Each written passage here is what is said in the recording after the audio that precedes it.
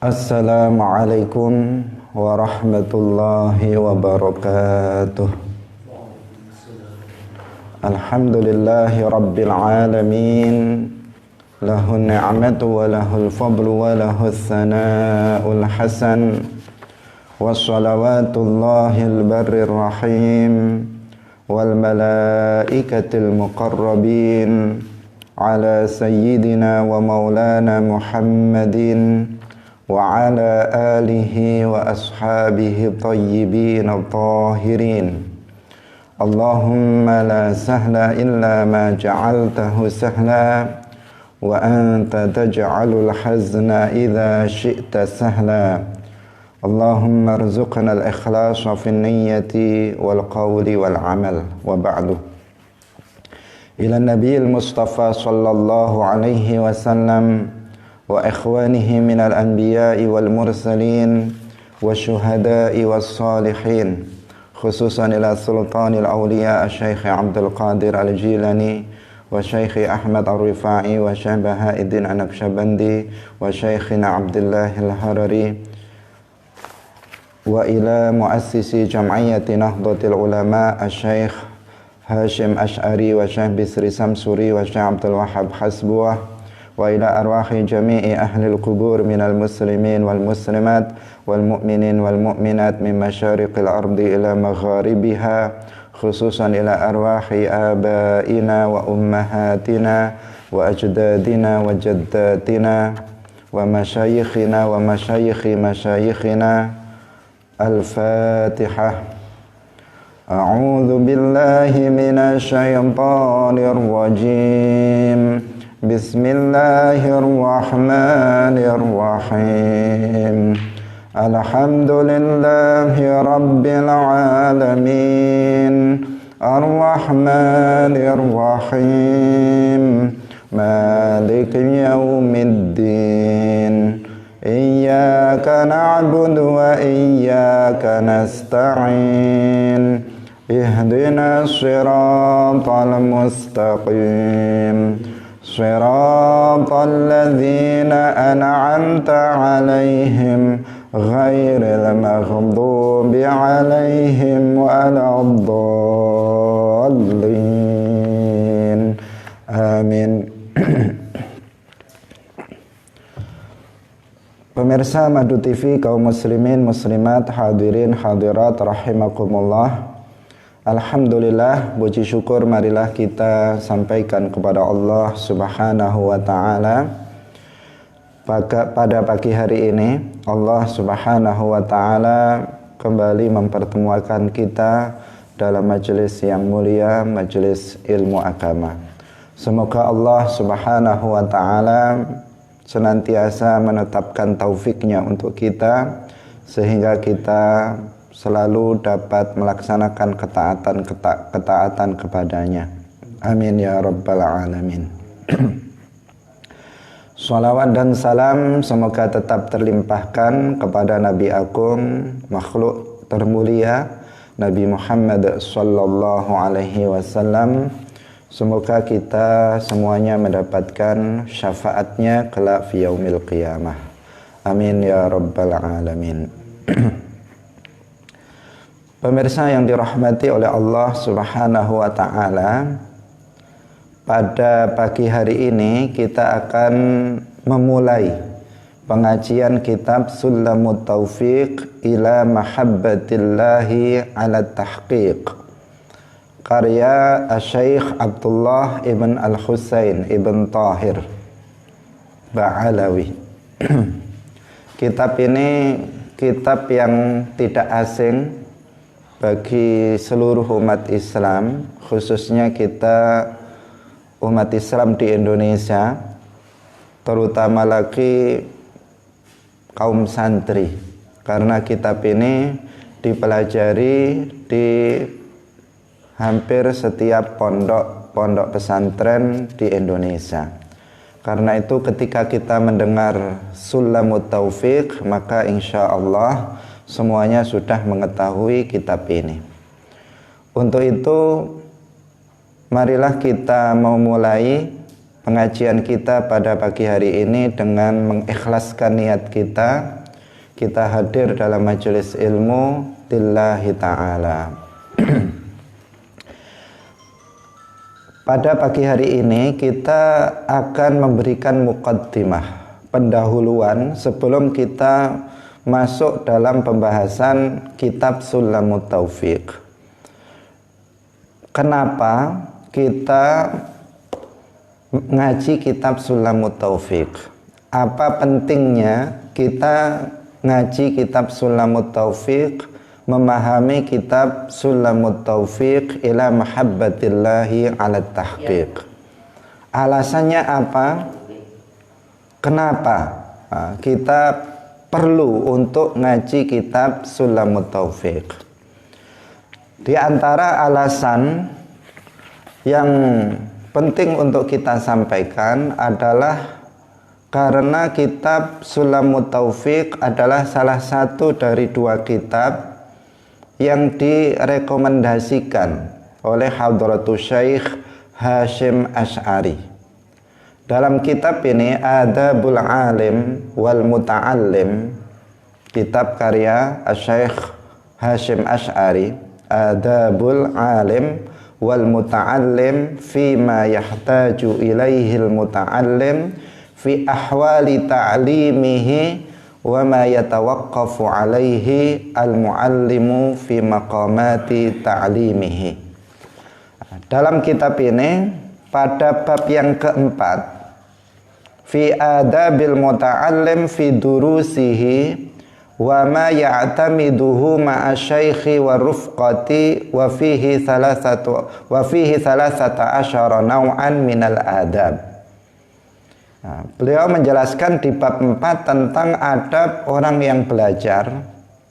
Dalam pelajaran-pelajarannya itu adabnya, yang pertama beliau menyebutkan ada 13 adab yang beliau sebutkan. Nah, adab yang pertama yang beliau sebutkan adalah al-awwalu ayyabda'a bi fardhi ainihi. Bahwa hendaknya orang yang belajar, juga orang yang mengajar dan orang yang belajar itu hendaknya memulai pembelajarannya dengan belajar ilmu fardhu ain. Memulai belajarnya dengan ilmu fardhu ain. Jadi setiap kita yang mengajar, maka hendaknya dia mulai mengajar masyarakat, mengajar orang lain itu dimulai dengan mengajarkan ilmu fardhu ain. Bagi kita yang belajar, maka hendaknya kita memulai belajar kita itu dengan memulainya dengan belajar ilmu fardhu ain. Jadi kalau kita mau belajar, maka kita hendaknya memulainya dengan belajar ilmu fardhu ain. Jangan mempelajari ilmu yang tidak fardhu ain. Bagi kita yang mengajar, maka hendaknya kita juga memulai pembelajaran itu dengan mengajarkan ilmu agama yang fardhu ain. Pemirsa Madu TV kaum muslimin rahimakumullah, karena memang ilmu agama itu terbagi menjadi dua. Secara umum, secara garis besar, ilmu agama itu terbagi menjadi dua. Yang pertama, ilmu din talabuhu fardun ainiyun. Ilmu agama yang hukum mempelajarinya itu adalah fardhu ain. Itu yang pertama. Ilmu agama, ilmu din talabuhu fardun ainiyun. Ilmu agama yang hukum mempelajarinya fardhu ain. Apa artinya? Artinya wajib bagi setiap muslim untuk mempelajarinya. Tidak boleh tidak, kecuali harus mempelajarinya. Nggak boleh ada seorang muslim, siapapun itu, apakah laki-laki atau perempuan, apakah orang dewasa atau pemuda atau anak-anak, apakah dia pejabat atau rakyat biasa, apakah dia orang yang bernasab baik atau rakyat biasa, semuanya kalau dia muslim maka dia wajib mempelajari ilmu ini. Ini yang disebut dengan apa? Ilmu fardhu ain, ilmu din talabuhu fardhun ainiyun. Ilmu agama yang hukum mempelajarinya adalah fardhu ain. Kenapa ilmu ini disebut sebagai ilmu fardhu ain? Karena setiap muslim itu pasti membutuhkannya. Nah, kenapa ini menjadi hukum mempelajari ilmu yang pertama ini? Hukum mempelajarinya fardhu ain karena setiap muslim itu pasti membutuhkan ilmu ini. Kalau dia tidak mempelajari ilmu ini, maka dia akan terancam akidahnya rusak, akan terancam ibadahnya tidak sah, akan terancam akhlaknya buruk kalau dia tidak mempelajarinya. Karena itulah maka setiap muslim pasti butuh kepada ini. Apakah dia mengatakan saya butuh atau dia nggak mengatakan apa-apa misalnya, maka sesungguhnya dia membutuhkan ilmu ini untuk memastikan akidahnya benar, memastikan ibadahnya sah, memastikan bahwa akhlaknya itu baik. Karena setiap muslim itu membutuhkan terhadap ilmu ini, maka ilmu ini tergolong sebagai ilmu yang hukum mempelajarinya itu fardhu ain. Sehingga ilmu ini biasa juga disebut sebagai ilmu din ad-daruri, ilmu agama yang daruri. Daruri itu yang pasti dibutuhkan oleh setiap muslim. Gak bisa seseorang gak butuh terhadap ilmu ini untuk keselamatan dia. Kaum muslimin pemirsa yang dirahmati oleh Allah Subhanahu wa taala. Ilmu inilah yang dikehendaki dalam hadis Nabi, talabul ilmi fardhatun ala kulli muslimin. Jadi ilmu inilah saya tegaskan, ilmu inilah yaitu ilmu yang hukum mempelajarinya fardhu ain.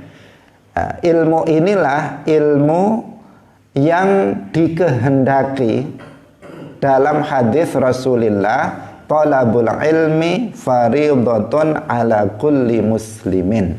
Jadi hadis ini menyatakan bahwa talabul ilmi, menuntut ilmu itu wajib bagi setiap muslim. Yang dimaksud dengan al-ilm di sini apa? Yaitu ilmu fardhu ain atau ilmu din ad-daruri. Bukan semua ilmu.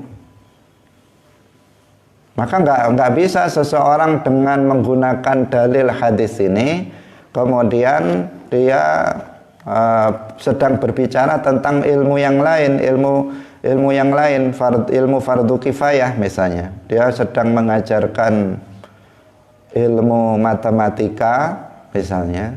Kemudian dia berkata kepada murid-murid, kalian harus rajin belajar ilmu matematika karena Rasulullah bersabda talabul ilmi fardhatun ala kulli muslimin. Ini enggak pas, menggunakan dalil yang tidak pas. Al-ilm di situ dalam dalam bahasa Arab di situ bentuknya adalah isim ma'rifat, ada alnya. Al di situ adalah al-ahdiyah, yang menunjukkan tertentu, bahwa talabul ilmi artinya menuntut ilmu yang sudah tertentu, yaitu ilmu yang diajarkan oleh Rasulullah kepada setiap para sahabatnya. Jadi ini kan dawuhnya Nabi, sabda Rasulullah Shallallahu Alaihi Wasallam. Rasulullah bersabdanya talabul ilmi, bukan talabu ilmin. Kalau ilmin itu nakirah, artinya semua ilmu. Tapi Rasulullah bersabdanya talabul ilmi, pakai al, yang artinya apa? Ilmu tertentu, bukan semua ilmu. Talabul ilmi, menuntut ilmu, yaitu ilmu din ad-daruri, ilmu agama yang pokok, ilmu agama yang hukum mempelajarinya itu wajib bagi setiap muslim, fardhatun ala kulli muslimin. Itu yang dimaksud, yaitu ilmu tertentu. Ilmu tertentu itu ilmu apa? yaitu ilmu agama yang diajarkan oleh Rasulullah kepada setiap sahabat. Pertanyaannya, apakah Rasulullah mengajarkan ilmu matematika kepada setiap sahabat? Jawabannya tidak, pasti tidak. Apakah Rasulullah mengajarkan ilmu kedokteran kepada setiap sahabat? Enggak. Apakah Rasulullah mengajarkan ilmu nahwu kepada setiap sahabat? Enggak, ilmu nahwu saja adanya belakangan, pada zaman Nabi enggak ada. Apakah Rasulullah mengajarkan ilmu sorof kepada setiap sahabat? Jawabannya tidak. Apakah Rasulullah mengajarkan ilmu faraid kepada setiap sahabat? Apakah Rasulullah mengajarkan ilmu mustalahul hadis kepada setiap sahabat? Apakah Rasulullah itu mengajarkan ilmu usul fikih kepada para sahabat? Jawabannya tidak. Tidak kepada setiap sahabat. Itu artinya apa? Tidak wajib ain bagi setiap sahabat mempelajari ilmu-ilmu yang tadi kita sebutkan. Seandainya setiap muslim itu wajib mempelajari ilmu yang kita sebutkan, maka pastilah Rasulullah akan mengajarkannya kepada setiap sahabat. Apa sekarang ilmu yang diajarkan oleh Rasulullah kepada setiap para sahabat? Apakah Rasulullah mengajarkan tentang ma'rifatullah, pengenalan terhadap Allah? Jawabannya iya. Apakah Rasulullah mengajarkan kepada setiap sahabat tata cara wudhu? Jawabannya iya. Apakah Rasulullah itu mengajarkan kepada setiap sahabatnya tata cara sholat? Jawabannya iya. Apakah Rasulullah itu mengajarkan tata cara puasa yang benar kepada setiap sahabat? Jawabannya iya. Apakah Rasulullah mengajarkan akhlak yang mulia kepada setiap sahabat? Jawabannya iya. Berarti ilmu inilah yang dimaksud dalam hadis talabul ilmi fardhatun ala kulli muslimin. Jadi ilmu agama, saya ulangi lagi, terbagi menjadi dua kelompok. Yang pertama adalah ilmu agama yang hukum mempelajarinya fardu ain. Ilmu din talabuhu fardun ainiyun. Yang disebut juga dengan ilmu din ad-daruri, dan ilmu inilah yang dikehendaki dengan hadis talabul ilmi fardhatun ala kulli muslimin. Jadi hadis yang sahih atau ini derajatnya hasan. Dan hasan itu kehujahannya sama dengan hadis sahih. Al-Hafidh Al-Mizzi mengatakan bahwa hadis ini adalah hadis hasan. Artinya bisa dijadikan sebagai hujjah. Itu bunyinya adalah talabul ilmi fardhatun ala kulli muslimin. Enggak ada tambahan wa muslimatin. Karena sering ada yang nambah-nambah ditambahi wa muslimatin. Mungkin karena kesetaraan gender, kasihan perempuan masa nggak ada. Padahal dengan disebutkan muslimin itu sudah masuk muslimin wa muslimatin. Ketika kita mengucapkan salam, di sini ada laki-laki, ada perempuan. Misalnya ketika kita mengatakan assalamualaikum, itu sudah masuk laki-laki dan perempuan. Nggak perlu kemudian ditambah assalamualaikum waalaikumsalam warahmatullahi wabarakatuh misalnya. Tidak diperlukan. Kenapa? Ketika disebut laki-laki maka sudah masuk perempuan di situ. Ketika disebut talabul ilmi fardhatun ala kulli muslimin ay wa muslimatin. Bukan wa muslimatin masuk dalam lafadz hadis, enggak. Tidak masuk. Enggak ada riwayat yang menyebutkan talabul ilmi fardhatun ala kulli muslimin ditambah wa muslimatin, itu tidak ada. Tidak ada redaksi hadis yang sabit dengan ada penambahan itu. Tetapi ketika disebut ala kulli muslimin, yang dimaksud juga wa muslimatin. Kaum muslimin pemirsa yang dirahmati oleh Allah Subhanahu wa taala. Nah, ilmu yang hukum mempelajarinya itu ilmu fardhu ain, itu ada dua. Yang pertama namanya ilmul hal, yaitu ilmu agama yang fardhu ain yang wajib dipelajari seketika tanpa boleh ditunda. Begitu seorang muslim itu baligh, dia harus sudah paham tentang ilmu ini. Kalau tidak, maka terancam tadi akidahnya akan rusak, ibadahnya, sholatnya, wudhunya, mandinya akan nggak sah. Akhlaknya juga akan terancam tidak baik. Ini namanya ilmu agama yang hukum mempelajarinya wajib ain fil hal, seketika itu tanpa boleh ditunda-tunda. Nggak boleh seseorang nanti saja saya belajarnya, nggak boleh. Tetapi dia harus, begitu dia sudah baligh, dia harus sudah memahami ilmu ini. Nah, ilmu ini, ilmu agama yang ilmul hal ini wajib diajarkan oleh kedua orang tua kepada anak ketika anak umur 7 tahun.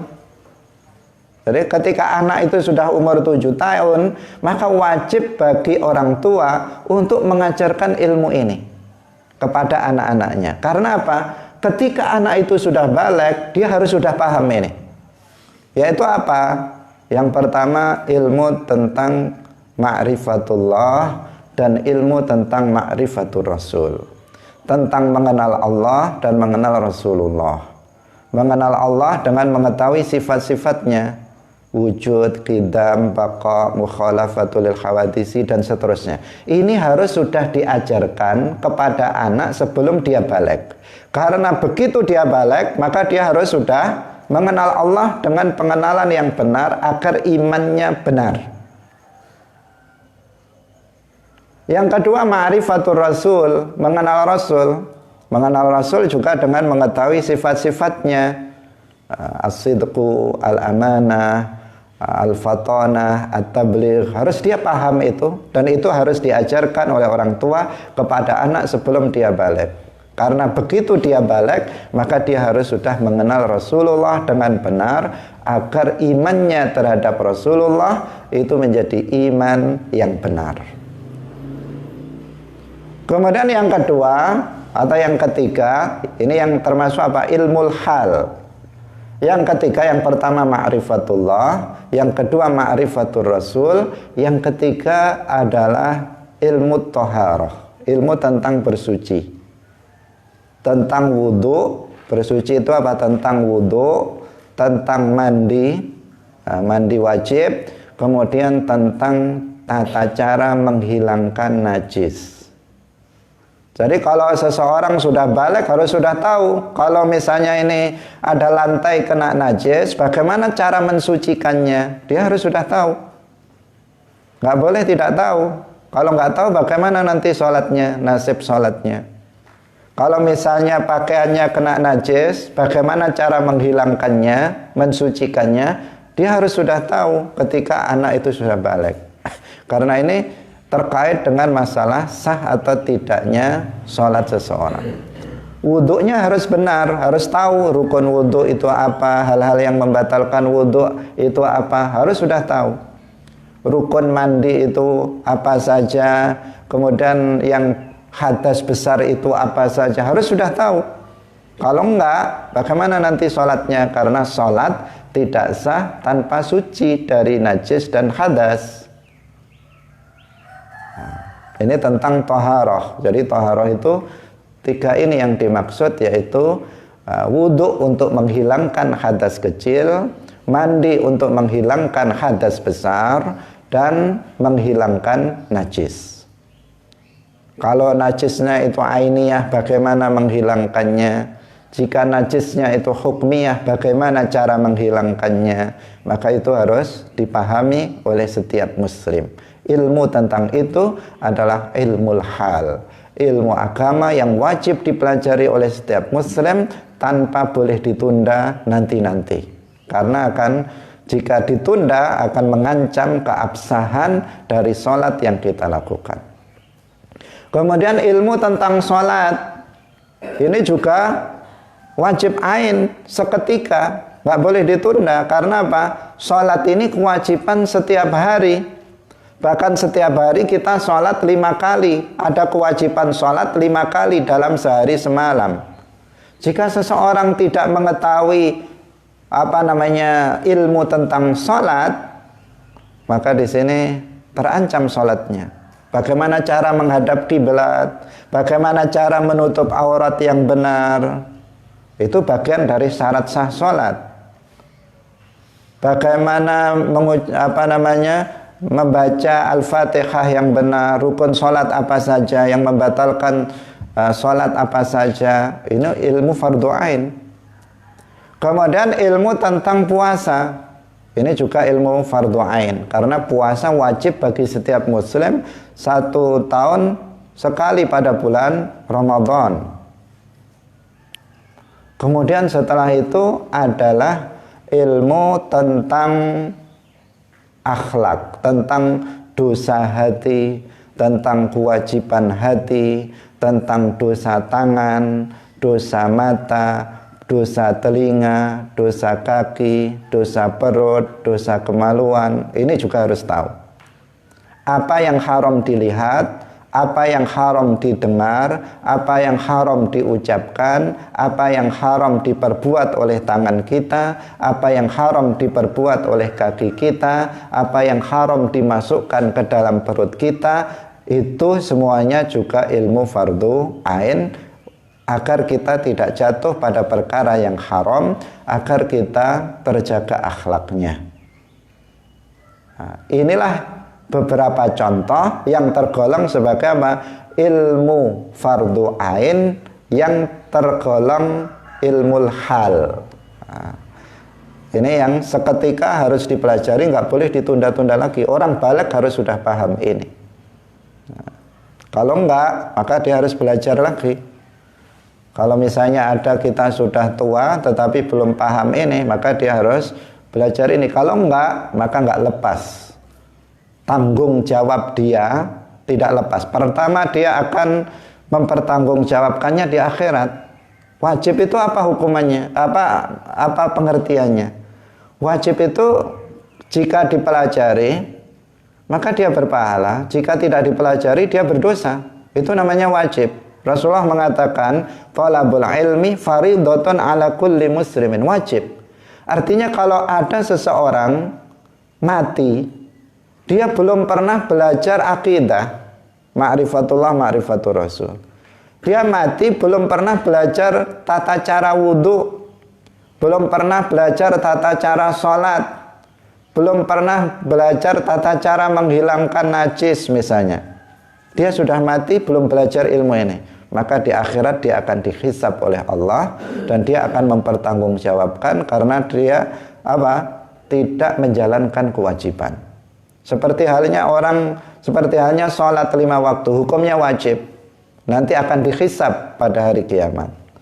Thalabul ilmi yang bagian pertama ini hukumnya juga wajib. Jika seseorang tidak mempelajarinya, maka dia akan mempertanggungjawabkannya nanti di akhirat. Ini satu. Yang kedua, dia terancam akidahnya, ibadahnya, dan akhlaknya kalau dia tidak mempelajari ilmu ini yang disebut dengan ilmu hal. Kemudian bagian yang kedua adalah ilmu din talabuhu fardun ainiyun, yang kewajibannya itu adalah inda wurudis sabab. Kewajibannya itu ketika ada sebab. Jika tidak ada sebab, maka tidak wajib ain. Contohnya apa? Ilmu tentang ahkamuz zakah, tentang hukum-hukum terkait masalah zakat. Wajib bagi setiap muslim, tapi muslim yang bagaimana? Yaitu muslim yang memiliki harta zakawi yang telah mencapai nisab. Kalau orang miskin, fakir, sawah aja nggak punya, wajib nggak dia belajar ilmu tentang zakat pertanian? Tidak wajib. Karena apa? Dia belum membutuhkan itu. Dia tidak membutuhkan. Tetapi ketika seseorang itu bertani, dia memiliki sawah, bertanam bahan makanan pokok, padi, jagung misalnya, maka wajib bagi dia untuk belajar ilmu tentang zakat pertanian. Ada seseorang misalnya berdagang, maka dia wajib untuk belajar ilmu tentang zakat perdagangan. Nah, karena kalau enggak nanti akan membahayakan. Dia tidak tahu bahwa dia sudah wajib zakat. Dia tidak tahu kalau dia wajib berapa yang harus dia keluarkan zakat perdagangannya, zakat pertaniannya dan seterusnya. Ini yang pertama. Contoh yang pertama yaitu apa? Ilmu fardu ain, tetapi kewajiban mempelajarinya ketika datang sebab. Yang kedua adalah ahkamul hajj, hukum terkait haji. Hukum terkait haji ini hukum mempelajarinya fardu ain ketika seseorang akan menunaikan ibadah haji. Kalau daftar saja belum misalnya, maka tidak wajib belajar hukum haji. Tetapi kalau seseorang sudah daftar, sudah ditentukan waktunya, misalnya dia sudah dapat jadwal akan berangkat tahun ini misalnya, maka dia wajib untuk belajar hukum-hukum terkait haji. Rukun haji itu apa? Wajib haji itu apa? Itu dia harus pelajari. Kalau tidak, nanti dia haji bisa tidak sah haji yang dia lakukan. Kemudian contoh yang lain adalah ahkamun nikah, hukum-hukum terkait dengan nikah. Ini juga ilmu agama yang fardu ain, tetapi wajibnya ketika datang sebab. Yaitu sebabnya apa? Mau menikah. Jadi calonnya sudah ada, sudah ditetapkan tanggal pernikahannya, maka keduanya, baik yang laki-laki maupun perempuan, wajib ain hukumnya bagi keduanya untuk mempelajari hukum-hukum terkait dengan nikah. Apa namanya rukun nikah misalnya, apa kewajiban suami, apa kewajiban istri, kemudian apa itu tolak, apa itu raj'ah, dan seterusnya yang terkait dengan masalah nikah harus dipelajari. Sangat ironis pada masa sekarang ini banyak orang menikah itu menikah tanpa ilmu. Banyak orang nggak pernah belajar ilmu tentang pernikahan, langsung menikah, tamat SMK, tamat SMA, nggak pernah belajar tentang hukum terkait nikah. Tolak itu apa saja nggak tahu dia. Apalagi sampai rinci tolak roj'i, tolak bain, tolak munajas, tolak mu'allak, dia nggak paham. Tapi dia sudah menikah. Banyak sekali sekarang seperti itu. Bagaimana seperti ini? Pertama, dia berdosa karena dia melakukan suatu perbuatan tanpa didasari ilmu. Yang kedua, terancam, pernikahannya akan terancam batal. Banyak seorang suami mentalak istrinya tanpa dia sadari. Suaminya nggak tahu kalau istrinya sudah tertalak, istrinya juga nggak tahu kalau dirinya sudah tertalak. Tetapi keduanya masih melakukan hubungan suami istri. Dan itu dibiarkan oleh tetangga-tetangganya karena dikira itu ya suami istri. Padahal dia bukan suami istri dan melakukan hubungan zina. Ini akibat apa? Tidak pahamnya orang berkeluarga, tidak paham tentang ilmu nikah. Dan ini terjadi banyak sekali pada masa sekarang ini. Atau misalnya ilmu tentang baik, jual beli. Kapan wajibnya kita belajar tentang ilmu menjual? Itu ada aturannya dalam Islam. Jika kita membuka toko, jika kita membuka misalnya tempat-tempat penjualan, maka di situ kita harus sudah tahu bagaimana menjual secara Islam. Jika kita mau membeli, maka kita harus tahu tentang tata cara membeli menurut Islam. Sehingga Sayyiduna Umar bin Khattab radhiyallahu anhu, ketika beliau menjadi khalifah, beliau membuat peraturan, la yaq'udu fi suqina man lam yatafaqqah. Tidak boleh duduk untuk melakukan jual beli di pasar kita kecuali orang yang sudah belajar. Jadi orang-orang yang bodoh-bodoh nggak mau belajar nggak boleh masuk pasar. Kenapa? Karena membahayakan dirinya sendiri dan membahayakan orang lain. Nah, sekarang yang masuk pasar banyak orang yang bodoh, nggak tahu ilmu tentang jual beli menurut Islam. Nah, kaum muslimin pemirsa yang dirahmati oleh Allah Subhanahu wa ta'ala, ini namanya ilmu din talabuhu fardun ainiyun inda wurudis sabab. Ketika datang sebab wajib, ketika nggak ada sebab itu maka tidak wajib. Misalnya seseorang calon aja nggak ada, apalagi ditetapkan tanggal pernikahan, maka nggak wajib dia belajar ilmu nikah.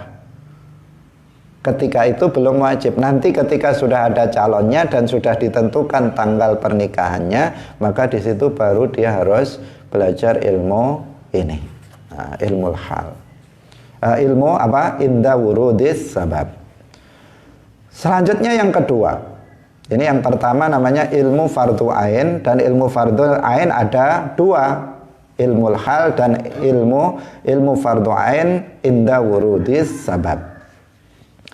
Kemudian bagian ilmu agama yang kedua adalah ilmu din talabuhu fardun kifaiyun. Ilmu agama yang hukum mempelajarinya itu adalah fardu kifayah. Artinya jika sebagian umat Islam di kampung kita itu sudah ada yang mempelajarinya, maka yang lain tidak berdosa.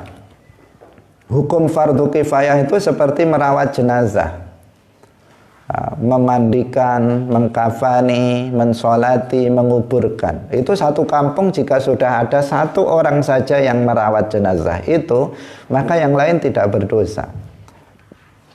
Tetapi jika nggak ada satupun yang merawatnya, maka semuanya berdosa. Itu namanya fardu kifayah. Nah, ada ilmu agama yang hukum mempelajarinya fardu kifayah. Jika dalam satu kampung itu sudah ada yang mempelajarinya, maka yang lain nggak berdosa. Contohnya apa? Contohnya ilmu bahasa Arab. Jika sudah ada yang mondok belajar bahasa Arab, maka yang lain tidak berdosa. Contohnya lagi adalah ilmu usul fiqih, ilmu nahwu, ilmu sorof, ilmu mustalahul hadis, ilmu tafsir, ulumul Quran. Itu namanya ilmu agama yang hukum mempelajarinya fardu kifayah. Dalam satu kampung sudah ada yang mondok, karena di pondok itu semua ilmu ini dipelajari.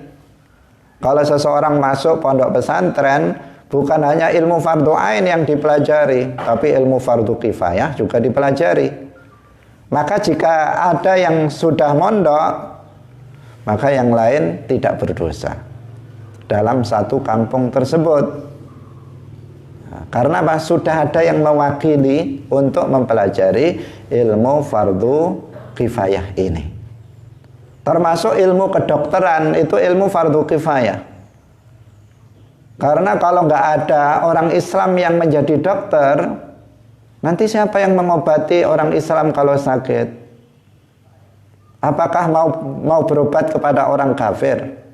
Sementara orang kafir, ya kalau dia bisa dipercaya. Nah, maka harus ada orang Islam yang belajar ilmu kedokteran, yang menjadi dokter. Harus ada orang Islam juga yang belajar tentang bagaimana membuat pakaian. ilmu apa ya, desain apa namanya itu,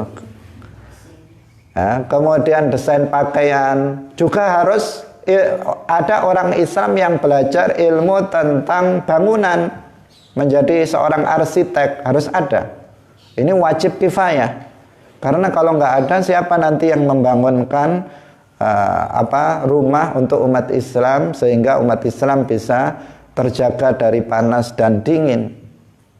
Nah, ini namanya ilmu fardu kifayah. Nggak semuanya harus mempelajarinya, tetapi sebagian dari umat Islam harus ada yang mempelajarinya. Kaum muslimin pemirsa yang dirahmati oleh Allah Subhanahu wa taala. Kita kembali kepada dawuhnya Mbah Hasyim Asy'ari. Dalam kitab Adabul Alim wal Muta'alim ini, Mbah Hasyim Asy'ari beliau dawuh bahwa al-awwalu ayyabda'a bi fardhi ainihi. Hendaknya orang yang belajar dan mengajar itu memulainya dengan ilmu fardhu ain. Jadi kalau kita belajar harus mulai dari ilmu fardhu ain dan dimulai lagi dari ilmu hal. Ilmu hal berarti harus belajar tentang ma'rifatullah. Ini harus diprioritaskan, harus diutamakan. Harus belajar tentang ma'rifatullah, tentang ma'rifatul Rasul, tentang toharah, tentang sholat, tentang puasa, kemudian tentang akhlak, tentang kewajiban hati, maksiat anggota badan. Itu harus didahulukan sebelum belajar yang lain. Ini dawuhnya Mbah Hasyim Asy'ari, ayyabda'a bi fardhi ainihi. Jangan loncat, sholat belum bisa sudah belajar yang lain. Sudah belajar yang lainnya. Sholat belum bisa, dia sudah kemana-mana yang dipelajari. Bahasa Arab dipelajari sampai sampai mati-matian, sementara dia belum bisa sholat, belum bisa taharah, belum bisa mengenal Allah dengan benar. Nah, ini masalah. Maka seseorang harus mempelajari lebih dulu. Yang pertama adalah ilmu fardhu ain. Kemudian di akhir adab yang pertama ini, Mbah Hasyim Asy'ari itu dawuh begini.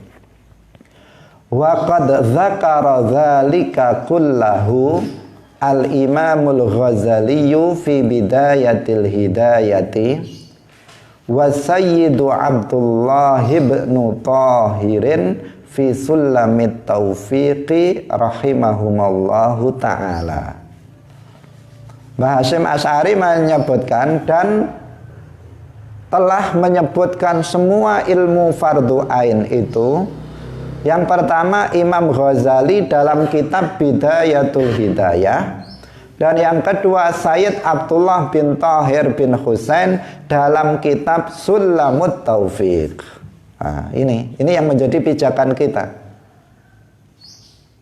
Mbah Hasyim Asy'ari menuntun kita, kalau kita ngaji, kalau kita belajar, hendaknya memulainya dengan belajar ilmu fardhu ain. Dan ilmu fardhu ain itu, kata Mbah Hasyim Asy'ari, sudah ada, sudah disebutkan dalam kitab Sulamut Taufiq. Nah, artinya apa? Artinya jika kita mempelajari kitab Sulamut Taufiq, maka kita sudah terbantu untuk menggugurkan kewajiban kita dalam thalabul ilmi. Karena di sini ada ilmu fardhu ain. Di sini mengajarkan ilmu fardhu ain. Jika kita khatam kitab Sulamut Taufiq dan paham, bukan hanya khatam saja. Karena sebagian ada khatam tapi nggak paham. Kamu sudah belajar Sulamut Taufiq, sudah berkali-kali, paham enggak? Nah, ini bukan itu, karena target daripada belajar itu adalah paham. Dalam hadis disebutkan, may yuridillahu bihi khairan yufaqihu fiddin. Barang siapa yang dikehendaki oleh Allah kebaikan, maka Allah akan memahamkan agama kepadanya. Rasulullah tidak dawuh Barang siapa yang dikehendaki kebaikan, maka dia akan khatam berkali-kali kitab. Enggak. Nah, tapi Allah akan memberikan pemahaman ilmu agama. Karena itulah maka target kita dalam ngaji kitab Sulamut Taufik setiap pagi, itu targetnya adalah paham. Saya tidak membaca terus menerus biar cepat khatam, itu tidak. Tetapi saya akan membacanya sedikit demi sedikit dengan penjelasan yang sedikit panjang lebar. Nah, kenapa? Karena target kita, semua kita memahami setiap kata yang ada dalam kitab Sulamut Taufik ini, sehingga apa? Menggugurkan yang pertama kewajiban kita dalam menuntut ilmu agama yang fardu ain. Kemudian dengan memahami kitab Sulamut Taufik, maka endingnya, hasilnya nanti diharapkan setelah kita memahaminya, kemudian kita mengamalkannya, maka kita akan akidahnya kokoh. Jika ada orang yang ada pemahaman yang menyimpang dari akidah Ahlus Sunnah, tidak tergoyahkan karena akidahnya mapan.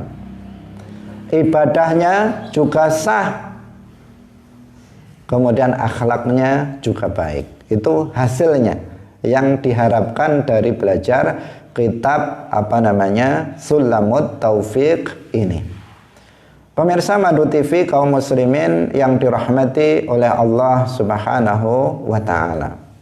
Nah, karena tujuan daripada belajar ilmu agama itu adalah mendapatkan pemahaman, maka yang harus diperhatikan bagi setiap thalibul ilm, bagi setiap muslim, bahwa ilmu agama itu bagian dari agama itu, sehingga tata cara untuk memperolehnya itu sudah diajarkan oleh Rasulullah Shallallahu Alaihi Wasallam. Ini catatan penting, ya, catatan penting. Karena sangat disayangkan hari ini mulai banyak orang yang semangat untuk belajar agama. Tetapi sayangnya mereka tata cara belajarnya, metode belajarnya tidak benar. Jadi di satu sisi kita senang, banyak sekali orang sekarang semangat belajar. Semangat apa? Semangat untuk beragama.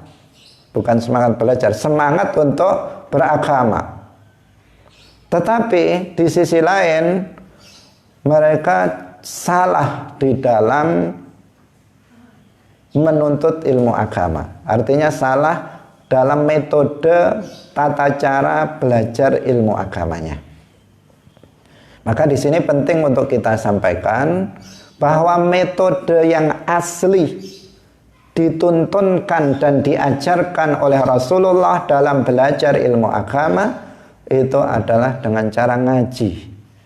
Bahasa Arabnya talaqi atau musyafahah.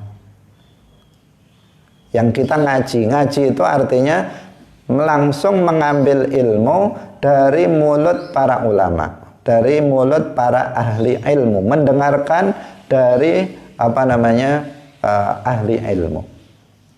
Dalam hadis disebutkan, ya ayyuhan nasu ta'allamu fa innamal ilmu bitta'allum wal fiqhu bittafaqquh. Wahai manusia, ta'allamu, kalian belajarlah, karena sesungguhnya ilmu itu hanya dapat diraih dengan belajar. Jadi nggak bisa tanpa belajar. Belajar itu apa artinya? Ada guru, ada murid. Guru menyampaikan ilmu, murid mendengarkan, atau murid membaca, guru mendengar. Jika ada yang salah diluruskan dan seterusnya. Itulah namanya apa? Talaqi atau musyafahah atau ngaji. Ilmu agama tidak boleh dan tidak bisa diperoleh dengan hanya membaca buku-buku. Karena semangat agama kemudian dia pergi ke Gramedia, pergi ke toko-toko kitab, ke pasar, beli buku. Beli buku apa? Beli buku agama. Kemudian dia baca. Dibaca, setiap hari dibaca. Nah, setelah itu dia merasa paham. Ini bahaya. Kenapa? Karena itu tidak diajarkan oleh Rasulullah dan akan menimbulkan bahaya yang lain. Rasulullah itu belajar kepada malaikat Jibril. Dalam Al-Quran disebutkan wa'allamahu syadidul quwa.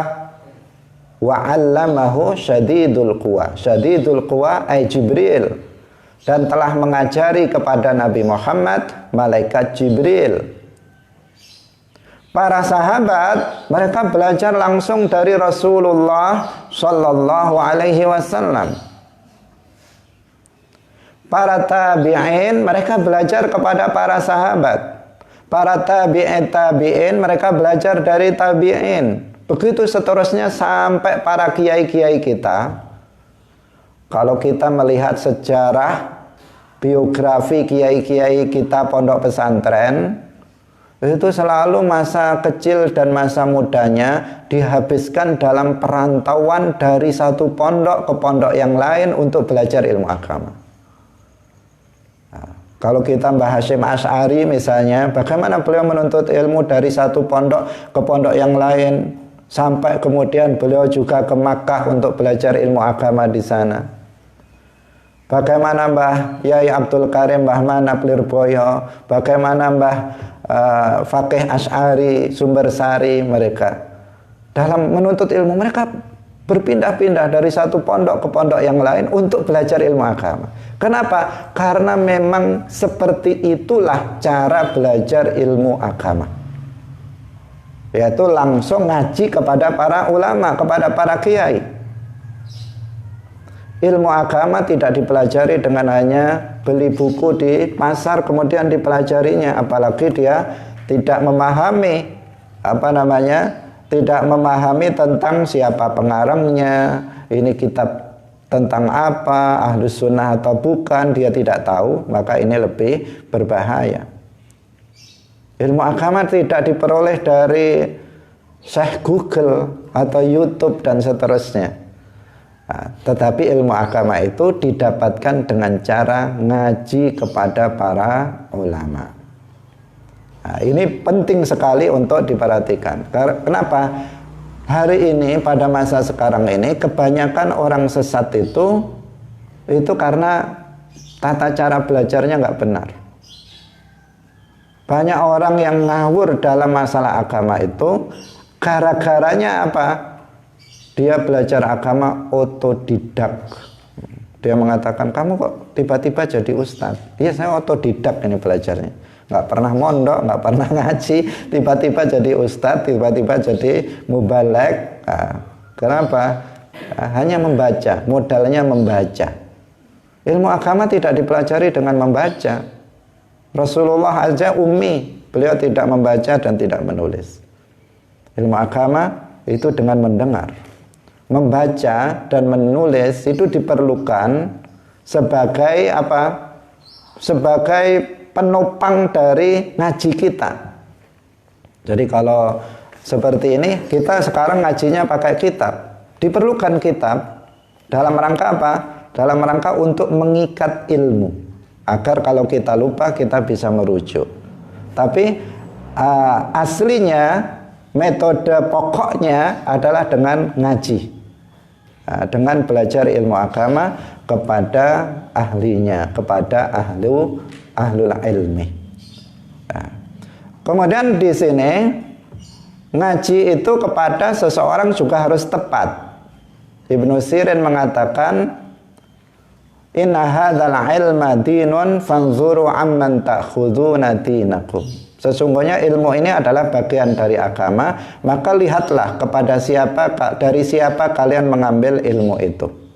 Jadi harus kita pastikan bahwa kita belajar kepada ahlu ilmi yang dia bersanad. Bersanad itu artinya punya guru. Harus kita pastikan kita berguru kepada orang yang punya guru.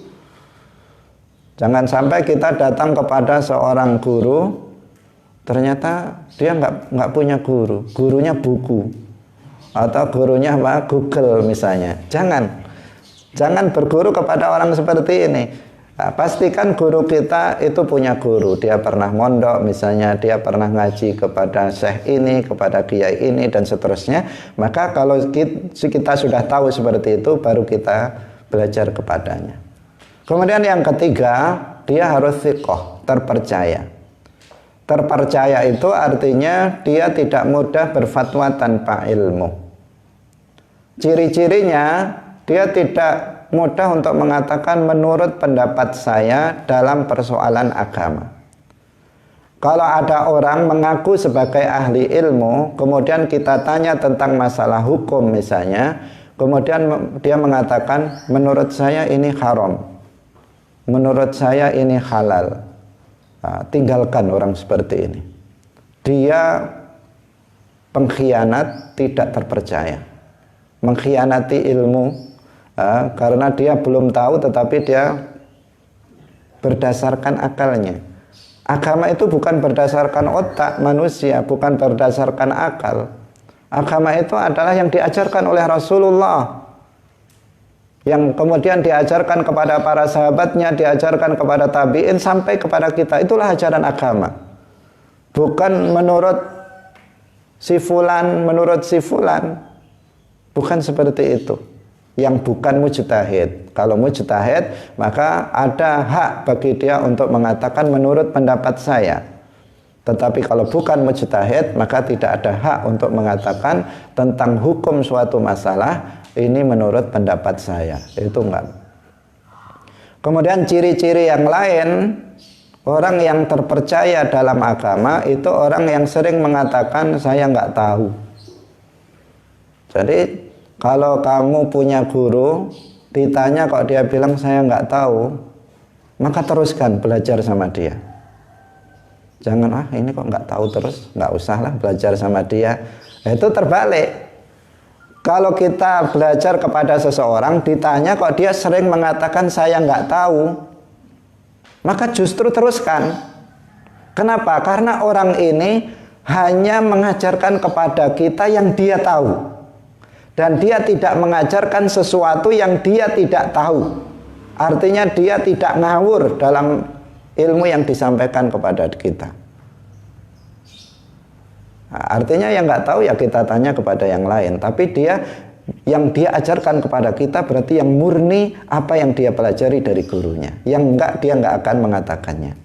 Ini orang baik, ini orang terpercaya.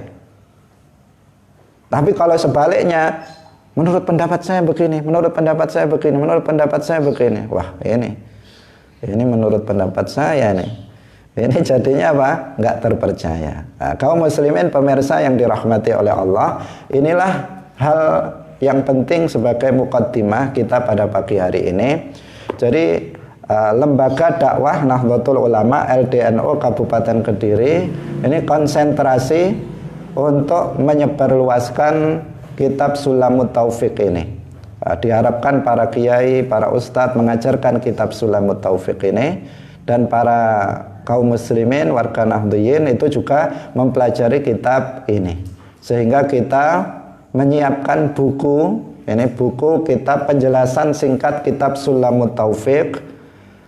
Ini penting sebagai bahan pegangan bagi para ustadz, bagi para mubaligh, bagi para guru, dan juga bagi kaum muslimin secara umum. Kita siapkan buku ini, dan dalam pengajian kitab ini, pengajian kita setiap pagi, pengajian kitab Sulamut Taufik, kita berpegang penjelasannya, mengikuti alur dari penjelasan singkat kitab Sulamut Taufik ini. Ini tulisan saya, telah dibukukan. Kemudian kita nanti akan membaca kitab ini. Jadi kita maknani matan kitab Sulamut Taufik, kita maknani secara biasa ala pesantren, makna gandul. Kemudian setelah itu kita akan jelaskan mengikuti alur dari kitab penjelasan kitab Sulamut Taufik yang telah saya siapkan ini. Nah, itu semoga bermanfaat, semoga Allah memberikan keistiqomahan kepada kita semuanya. Amin ya rabbal alamin. Barakallahu fikum wallahul muwaffiq ila aqwamit thoriq. Wassalamualaikum warahmatullahi wabarakatuh.